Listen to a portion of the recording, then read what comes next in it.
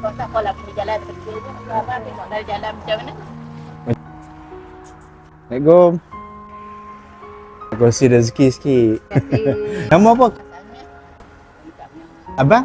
ni ke ada biasa, ni kari, tu air kacang, ada ikan, cendol, ayam angin-angin. Sakit apa? Stroke.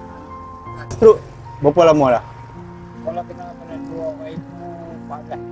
2014. Ya, kena 12 tahun lah. Kenapa masih berniaga ni?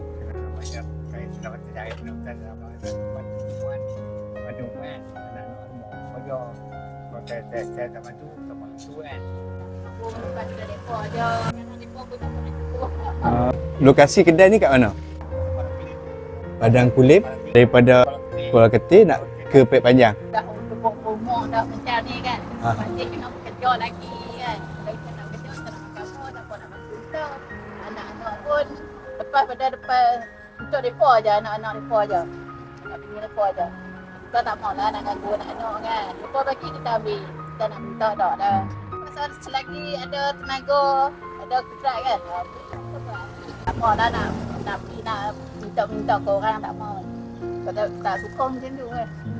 Nak minta ke orang, mari kita ada tenaga kita buat. Tak mana kita mampu buat, kita buat lah. Kita nak buat macam mana, kita tak maulah nak minta bantu kat dapur kan. Lagi orang kata dulu buat, lagi orang selalu minta bantu kat orang kan. Kita manusia kan, kita tak tahu macam mana kan. Kalau mereka tengok kita kata kuat, tapi kita diri kita tahu lah badan kita macam mana kan. Tenaga kita macam mana. Kau tak apalah pergi jalan kecil je. Apa tengok dari jalan macam mana.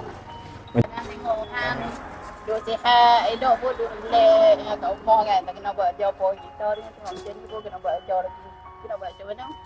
Asyik kita kan nak tak ibu lah. Tuhan nak kerja macam tu lah. Kena diteruskan. Okey, sama. Ada agak orang main Mai tengok, mai tanya khabar kita kan. Okey, bye. Okey, Assalamualaikum.